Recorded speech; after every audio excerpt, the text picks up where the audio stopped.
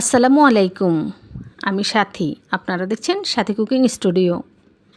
আমাদের আজকের রেসিপি গোলগোলা। সবচেয়ে সহজভাবে এবং হুবাহুব দোকানের মতো স্বাদ করে মজাদার এই গোলগোলা বানানো শেখাবো। আশা করছি ভিডিওটা সকলের ভালো লাগবে। যদি ভালো লাগে চাইলে চ্যানেল সাবস্ক্রাইব করে পাশে থাকা অল বাটন ক্লিক করে রাখতে পারেন। তাহলে আমি যখন যে রেসিপি ছাড়বো সবার আগে আপনার কাছে পৌঁছে যাবে। যারা পারফেক্টভাবে গোলগোলা বানানো শিখতে চান তাদের কাছে অনুরোধ রইল ভিডিওটির প্রথম থেকে শেষ পর্যন্ত মনোযোগ সহকারে দেখবেন। আমি যা যা কথা বলি কথাগুলো মন দিয়ে শুনতে হবে বাস। চলুন গোলগোলা বানিয়ে দেখাচ্ছি। গোলগোলা বানানোর জন্য প্রথমে আমি নিয়ে নিচ্ছি মেজারমেন্টের 250 গ্রামের কাপে 1.5 কাপ পানি, 1 কাপ চিনি। এবার চিনি আর পানিটাকে একটু নেড়ে নেড়ে মিশিয়ে নিচ্ছি। চিনি আর পানিটা মেশানোর পরে এই পানিটার তাপমাত্রা থাকতে হবে কুসুম গরম।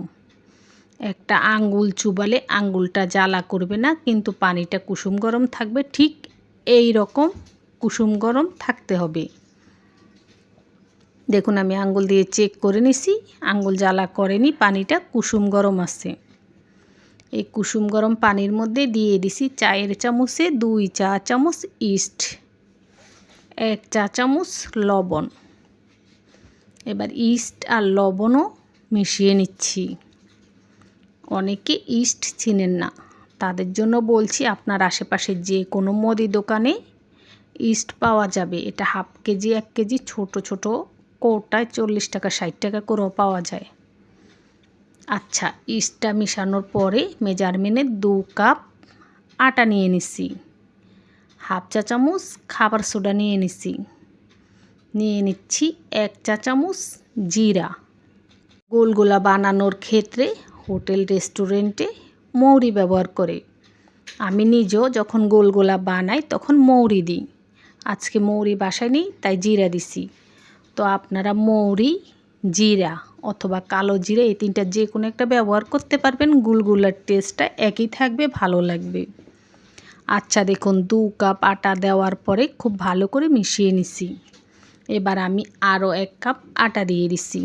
মোট 3 কাপ আটা দিয়ে খুব ভালো করে মিশিয়ে নিছি। খুব ভালো করে প্রায় 10 মিনিটের মতো সময় নিয়ে কষলে এভাবে মেশাতে হবে।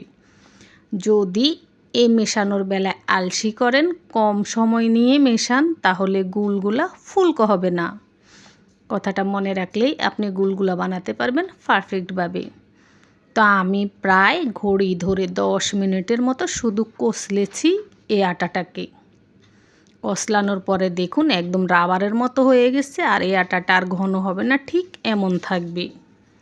এবার কি করে গোলগোলা বানাবেন দেখিয়ে দিচ্ছি। মুঠের মধ্যে আটা নিয়ে এই যে এভাবে করে তেলে ছাড়তে হবে। এই স্টেপটা যদি মন দিয়ে দেখেন, বুঝে নেন, তাহলে আপনার প্রত্যেকটা গোলগোলা গোল হবে, দোকানের মতো হবে। দেখুন আমি আবার দেখাচ্ছি, হাতে মুঠ করে এভাবে গরম তেলে ছাড়তে হবে।